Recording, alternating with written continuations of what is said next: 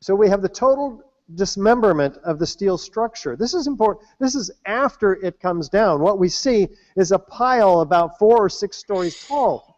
That means we have a 47-story moment-resisting steel frame structure, as Steve was describing the properties of reduced like a house of cards to this pile. That means every column was separated, dismembered from every beam.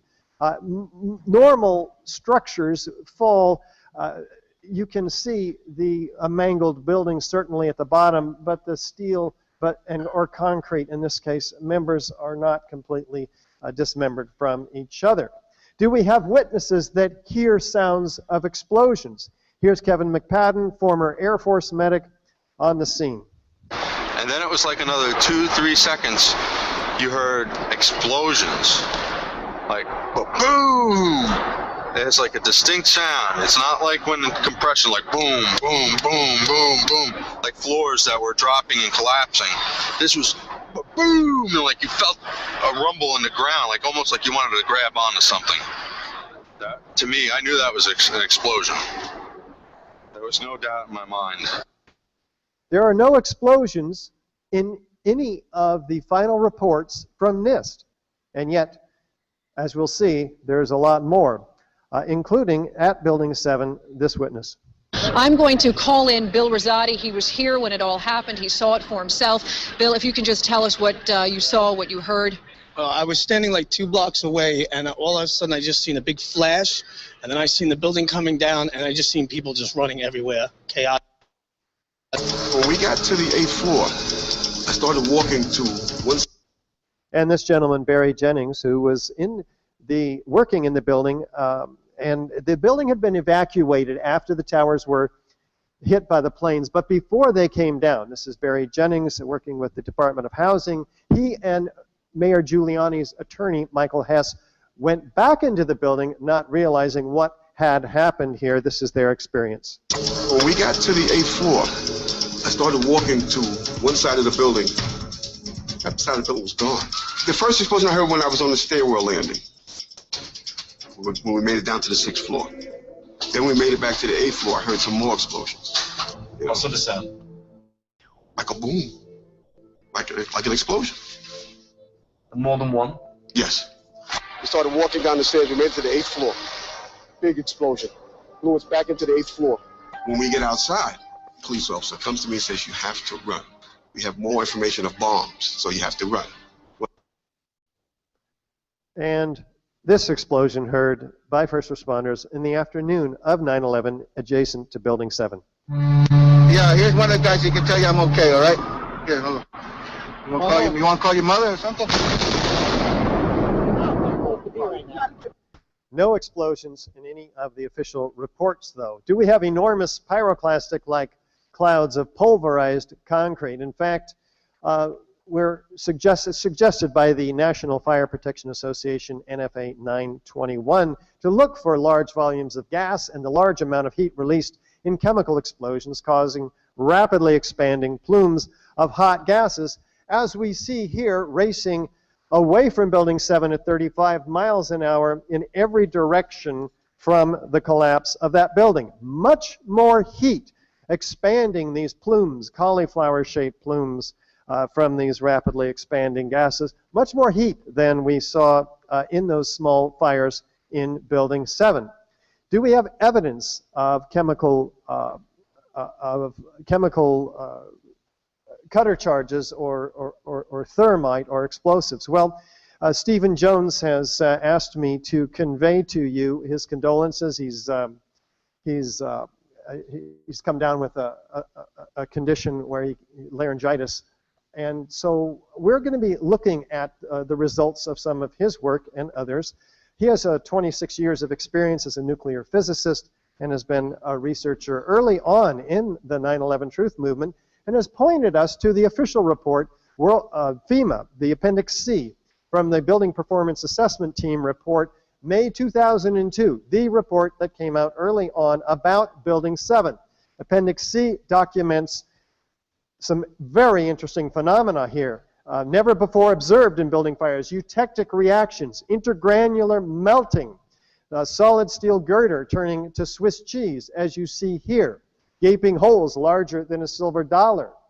And razor thinness from these eutectic reactions. Very carefully documented, as you see here. This is not accomplished by normal office fires. We're talking a rapid oxidation, sulfidation, and melting of steel. Liquid iron, that's liquid molten iron, takes 2,800 degrees Fahrenheit to melt iron. These office fires were maybe 600 degrees, possibly 1,000 degrees Fahrenheit, less than a third or a quarter of that required to perform this attack on the steel, which is so carefully documented in this meticulous report that NIST, when they took over the investigation in 2002, threw out and did not appear in their final report. The mysterious sulfidation is documented by the New York Times as perhaps the deepest mystery uncovered in the investigation. Where did the sulfur come from? They don't know. Even structural engineer Abolhassan Astani Azal, who had unlimited access to the Fresh Kills landfill, documents this attack on the girder, which he says he saw and documented, of course, at the collapse at the bottom of the debris pile in Building 7. And to look at this phenomena more carefully, we're going to turn to experiment. And John Cole, no less than any other, has done some very important experiments for us. He's the owner of his own civil engineering firm, 30 years of experience in construction management, bridge, utility, and infrastructure design. Please welcome John Cole from Sarasota, Florida. Well, thank you. Thank you for allowing me to speak here. Experiment is really the core of the scientific method. It's really the key to science. When you make a hypothesis, you must be able to back it up and either prove it through real-world experiments or real happenings that we see with other events. An experiment cannot be replaced with computer models or mathematics unless the mathematics and computer models are confirmed by experiment. So what I tried to do is I looked at several different issues on 9/11, and through the years put together a series of experiments to either confirm or prove wrong various hypotheses. And so if we can go to the next slide, please. Okay, so my first experiment is I wanted to test a claim that was made regarding that sulfur. Dr. Stephen Jones was just mentioned that there was a strange sulfur that was found in eutectic formations that came from the gypsum drywall. The claim was from the BBC, since nobody could answer it and NIST never addressed it, that the gypsum came from, that the sulfur came from gypsum drywall. And I think on the next slide, this is what we were told by the mainstream experts. Well, the BBC made a statement that the sulfur came from the gypsum drywall that stewed in the pile for weeks. So they never put together an experiment. So I put together an experiment where basically I took a steel column or a steel beam and I wrapped it with gypsum and I burned it for several hours in the fire. Here it is right here. Then I removed the gypsum and I removed everything after it stewed, and there was no intergranular deformations, no thinning of it. It was still solid and sound. So by experiment, we're proving that the gypsum drywall was not the source of the sulfur. It had to be some other source. So that's just that's the first experiment. Okay, yeah. As was pointed out earlier today, there were several different claims on how those towers came down. The first claim was a pancake type collapse, and the second claim was a pile driver type collapse. So one of the ways we can test this theory is either to compare it to real world other buildings that came down, or to make our own experiments to see if we can get the similar motions as far as the pancake or the pile driver collapse. And so I ran some experiments.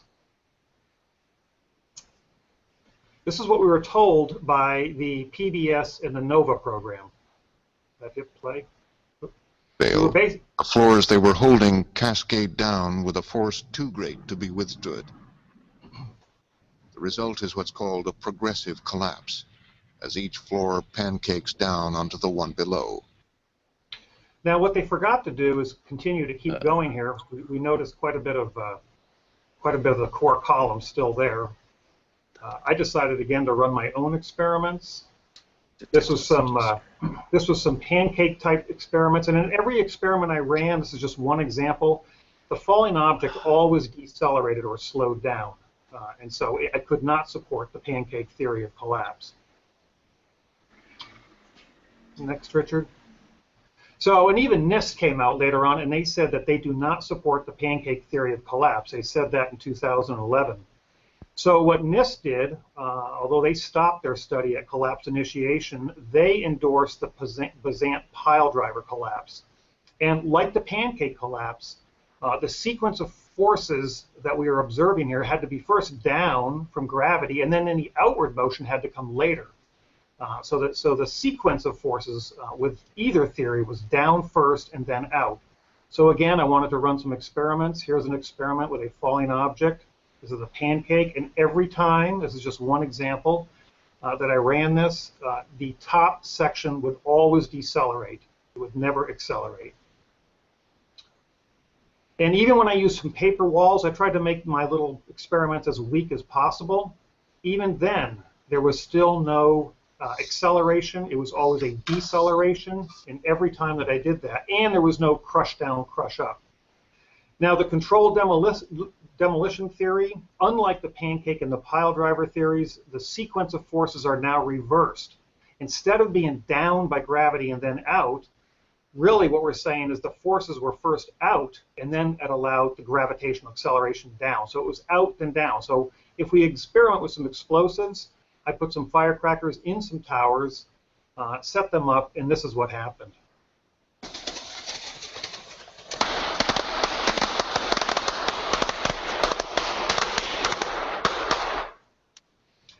And if we take a look at this, we see that the upward motion was outward first and then down.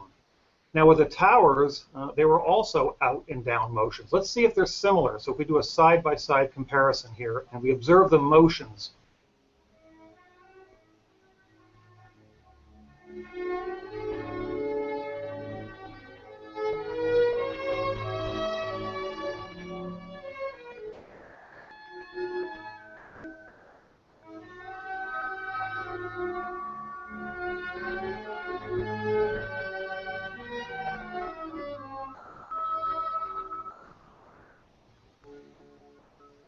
And again, we see that spire in the middle that did not come down.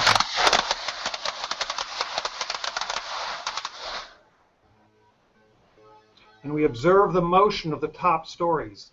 They're uniform and they're relatively smooth. There is no impact.